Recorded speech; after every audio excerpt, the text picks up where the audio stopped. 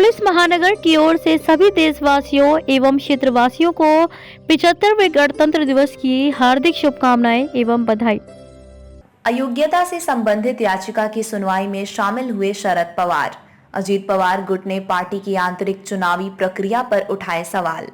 राकांपा के संस्थापक शरद पवार गुरुवार को अजित पवार और कई विधायकों के एकनाथ शिंदे सरकार में शामिल होने के बाद पिछले साल जुलाई में पार्टी में विभाजन के संबंध में दायर अयोग्यता याचिकाओं की महाराष्ट्र विधान भवन में हुई सुनवाई में शामिल हुए। सूत्रों ने बताया कि विधानसभा अध्यक्ष राहुल नार्वेकर द्वारा की जा रही सुनवाई में वो 1 घंटे तक मौजूद रहे। अजित पवार गुट का प्रतिनिधित्व लोकसभा सदस्य सुनील तटकरे ने किया। तटकरे से शरद पवार गुट के वकीलों ने बहस की। अजित पवार गुट ने कहा है कि पार्टी विभाजित नहीं हुई है। दोनों गुटों ने एक दूसरे के विधायकों को अयोग्य ठहराने की मांग करते हुए अध्यक्ष के पास याचिकाएं दायर की हैं। सुप्रीम कोर्ट ने राकांपा की अयोग्यता मामले में अध्यक्ष के निर्णय के लिए 31 जनवरी की समय सीमा तय की है। इससे पहले अजीत पवार गुट ने पार्टी की आंतरिक चुनाव प्रक्रिया पर सवाल उठाते हुए कहा कि शरद पवार के नेतृत्व वाले प्रतिद्वंदी गुट के पूर्व मंत्री जयंत पाटिल निर्वाचित नहीं बल्कि महाराष्ट्र इकाई के मनोनीत अध्यक्ष थे।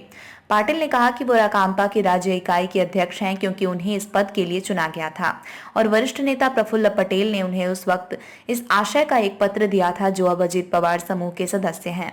अजीत पवार गुट का प्रतिनिधित्व करने वाले वकीलों ने कहा कि राज्य राकांपा अध्यक्ष के रूप में पाटिल का कार्यकाल 2022 में समाप्त हो गया। पाटिल ने तर्क का विरोध करते हुए कहा कि उन्हें 3 साल के लिए चुना गया था और उनका कार्यकाल नई नियुक्ति होने तक जारी रहेगा। सुनवाई के दौरान पाटिल से 90 सवाल पूछे गए। महाराष्ट्र के उप मुख्यमंत्री अजित पवार ने सोनिया गांधी के विदेशी मूल का मुद्दा उठाने के कुछ ही महीनों के भीतर कांग्रेस के साथ गठबंधन करने के अपने चाचा शरद पवार के फैसले पर गुरुवार को सवाल उठाया। उन्होंने ये भी पूछा कि भाजपा से हाथ मिलाने के लिए उनकी आलोचना क्यों की जा रही है, जबकि उनके चाचा ने 2 साल पहले शिवसेना के साथ गठबंधन किया था। 1999 में एक विचारधारा उभरी कि एक विदेशी मूल के व्यक्ति को देश का प्रधानमंत्री नहीं होना चाहिए। शरद पवार, पीए संगमा और तारिक अनवर जैसे वरिष्ठ नेताओं ने ये रुख अपनाया।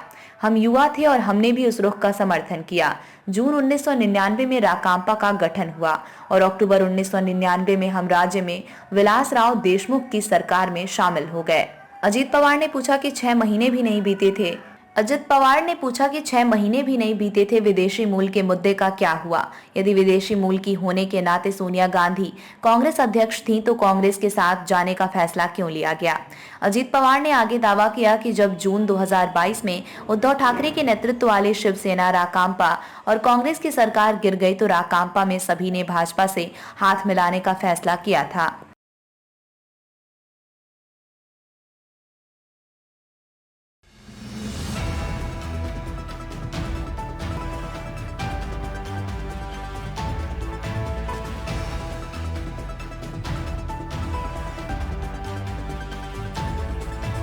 समस्त देशवासियों को 75वें गणतंत्र दिवस की हार्दिक बधाई और शुभकामनाएं।